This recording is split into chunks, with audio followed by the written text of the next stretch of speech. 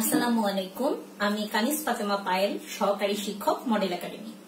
দেশের চলমান পরিস্থিতির সাপেক্ষে আমাদের বিদ্যালয়ের প্রধান শিক্ষক সুভাষিস কুমার বিশ্বাস স্যারের নির্দেশনায় আজকের অনলাইন ক্লাসে পঞ্চম শ্রেণীর শিক্ষার্থীদেরকে স্বাগত। সুপ্রিয় শিক্ষার্থীরা, আশা করি তোমরা অনেক ভালো আছো।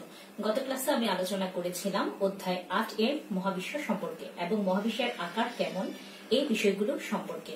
আজ আমরা শিখব পৃথিবীর গতি সম্পর্কে। তাহলে শুরু করা যাক। পৃথিবী কি? তোমরা তো বুঝতেই পারছো চিত্রটি কিসের। হ্যাঁ, এটি আমাদের পৃথিবী। আমরা এই পৃথিবীতে বাস করি। পৃথিবীতে আমরা ছাড়াও আরো আছে গাছপালা, পশু পাখি, সাগর এবং সাগরের নিচে অনেক উদ্ভিদ ও প্রাণী। তাহলে বুঝতেই পারছো পৃথিবী কি। পৃথিবী হচ্ছে মহাবিশ্বের একটি মাত্র গ্রহ যেখানে প্রাণের অস্তিত্ব আছে। মানুষ এবং অন্যান্য প্রাণীকুল এই পৃথিবীতে বাস করে। এই যে চিত্রে পৃথিবীর চারপাশে লাল বর্ণের ঘূর্ণন চিহ্ন দেখা যাচ্ছে, পৃথিবী কি করে তা জানো? পৃথিবী সূর্যের চারদিকে একটি নির্দিষ্ট কক্ষপথে ঘুরতে থাকে। এটি হচ্ছে নিয়ম। পৃথিবী যে সূর্যের চারপাশে ঘুরে তা নয়। পৃথিবী ছাড়াও সৌরজগতে রয়েছে সূর্য এবং একে ঘিরে আবর্তনশীল 8টি গ্রহ। গ্রহগুলো হলো বুধ, শুক্র, পৃথিবী, মঙ্গল, বৃহস্পতি, শনি, ইউরেনাস, নেপচুন। এই সবগুলো গ্রহ সূর্যকে কেন্দ্র করে প্রদক্ষিণ করে এবং এই প্রদক্ষিণ করার জন্য প্রত্যেকটি গ্রহেরই একটি করে নির্দিষ্ট পথ রয়েছে। এই পথটিকে বলে কক্ষপথ। তাহলে আমরা জানলাম কি পৃথিবী সৌরজগতের একটি গ্রহ। পৃথিবী সূর্যের চারপাশে একটি নির্দিষ্ট পথে ঘুরে। পৃথিবী এবং অন্যান্য গ্রহসমূহ যে পথে সূর্যকে আবর্তন করে তাকে কক্ষপথ বলে। এখন আমরা পৃথিবীর দুটি গতি সম্পর্কে শিখব। পৃথিবীর দুটি গতি রয়েছে, আহ্নিক গতি, বার্ষিক গতি। চিত্রটি লক্ষ্য করি। এই যে একটি ছবি তোমরা দেখতে পাচ্ছ, এখানে একটি সূর্য এবং একটি পৃথিবী রয়েছে এবং পৃথিবীর মাঝ বরাবর একটি রেখা রয়েছে উত্তর থেকে দক্ষিণ বরাবর। এই রেখাটিকে ইংরেজিতে অ্যাক্সিস এবং বাংলায় অক্ষরেখা বলে। তাহলে অক্ষ কাকে বলে জেনে নিই। কোন বস্তুর কেন্দ্র বরাবর ছেদকারী কাল্পনিক রেখাকে অক্ষ বলে। পৃথিবীর অক্ষরেখাটি একে উত্তর দক্ষিণ মেরু বরাবর ছেদ করেছে।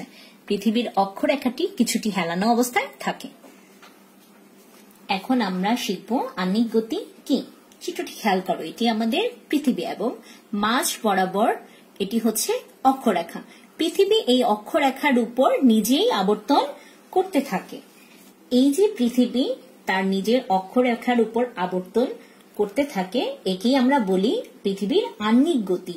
এই অক্ষরেখার উপর পৃথিবীর একবার আবর্তন করতে 23 ঘন্টা 56 মিনিট সময় লাগে, যা একদিনের সমান। আবার চিত্রটি লক্ষ্য করি। চিত্রটিতে সূর্য মাঝে আছে এবং পৃথিবী এই কক্ষপথে ঘুরছে। পৃথিবী সূর্যের চারদিকে একটি নির্দিষ্ট কক্ষপথে আবর্তন করতে থাকে। এটি হচ্ছে সেই কক্ষপথ। ধরো পৃথিবী এখানে আছে, এটা হচ্ছে সূর্য। পৃথিবী সূর্যকে কেন্দ্র করে আবর্তন করতে থাকে। এই আবর্তন করে আবার এই অবস্থায় আসতে পুরো 1 বছর সময় লেগে যায়, তাই একে বার্ষিক গতি বলে। এই যে পথ দিয়ে পৃথিবীটি ঘুরছে, এই পথটিকে ইংরেজিতে অরবিট এবং বাংলায় কক্ষপথ বলে। আশা করি তোমরা বুঝতে পেরেছ গতি দুটি সম্পর্কে। এখন আমরা একটু সংজ্ঞায় যাব যাতে তোমরা আরেকটু ভালোভাবে বুঝতে পারো এবং মনে রাখতে পারো। বার্ষিক গতি। সূর্যের চারপাশে নির্দিষ্ট কক্ষপথে পৃথিবীর আবর্তনকে বার্ষিক গতি বলে। সূর্যের চারদিকে একবার ঘুরে আসতে পৃথিবীর 365 দিন 6 ঘন্টা সময় লাগে। আহ্নিক গতি। সূর্যের চারদিকে ঘূর্ণনের সাথে সাথে পৃথিবীর লাটিমের মতো নিজ অক্ষে ঘুরছে। নিজ অক্ষের উপর এই ঘূর্ণনকে পৃথিবীর আহ্নিক গতি বলে। একবার ঘুরতে পৃথিবীর সময় লাগে 23 ঘন্টা 56 মিনিট। তাহলে আজকের পাঠ থেকে আমরা কি কি শিখলাম? সৌরজগতের গ্রহ কয়টি ও কি কি? পৃথিবীর গতি কয় ধরনের ও কি কি? পৃথিবী কিভাবে ঘুরে? অক্ষ ও কক্ষপথ কি? আহ্নিক গতি ও বার্ষিক গতি বলতে কি বোঝো? এই প্রশ্নগুলো তোমাদের বাড়ির কাজ থাকলো। তাহলে আজ এই পর্যন্তই। ভালো থেকো, সুস্থ থেকো।